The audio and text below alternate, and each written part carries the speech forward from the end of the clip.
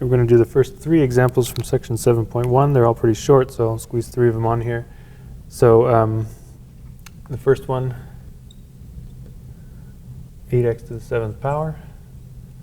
So this one is before we introduced any of the rules, but really the idea here is that we want to remember the power rule for derivatives, which says that we have to lower the power by 1, and we've got to move that constant in front. So if I want to find the antiderivative of this thing, we'll call it big F of x, as it is on the worksheet.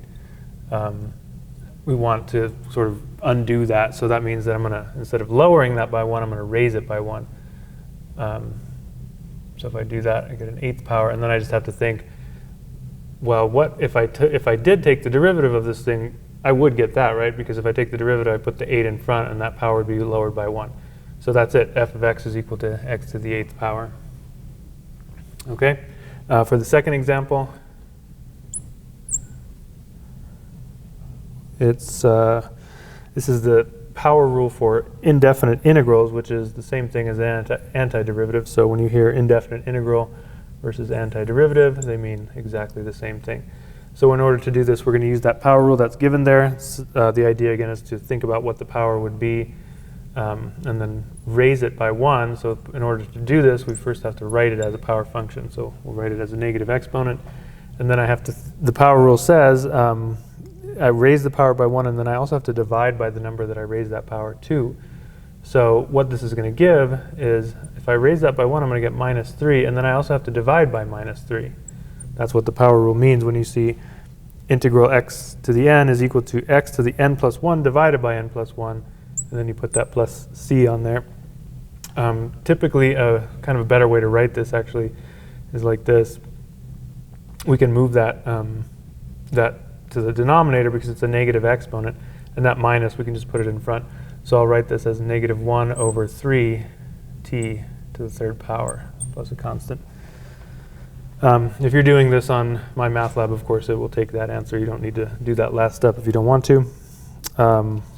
For example 3, this is basically just telling us that if I've got several functions added or subtracted, and I'm asked to find the antiderivative, I just basically treat them all as separate functions and find their antiderivative separately and then add or subtract them. Okay, so here, again, the power rule says I want to raise that by 1, and then I want to divide by the number that I also raised this to. So until you get kind of comfortable with this, what I'd say about constants in front is just kind of ignore them at first and then do what the power rule says. And I'm going to do this, the way that I typically do this is say, okay, I know what I'm going to have to do is raise that by 1, and I'm going to divide by another number. So what I want to do is go ahead and do that part of it, raise the power by 1, and then think the fastest way to think about this is whatever number I raise that to, I'm going to have a 1 over that number in front of that. Okay, so basically if I've got x squared, I'm going to have it as an antiderivative of x to the 3rd times 1/3. Okay, and again, the 6, I'm just leaving that alone for now. We'll fix that in a second here. We'll do the same thing on this. I'll put the 8 there. And then I have to think about, okay, 2 things.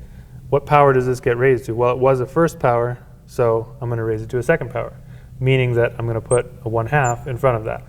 Okay, this is, I think, the best way to approach the power rule for integration. Antiderivative of a constant is just that constant times x. Okay, so and then don't forget to put our plus c on the end. Now we'll go ahead and simplify this. 6 times 1/3, that's going to be 2, so I'll get 2x to the 3rd. 8 times 1/2, that's 4, so I'll get 4x squared. And then I still have my minus 9x plus c. Okay? So I think this is probably the best way to approach the power rule, at least until you get comfortable with this, with the power rule.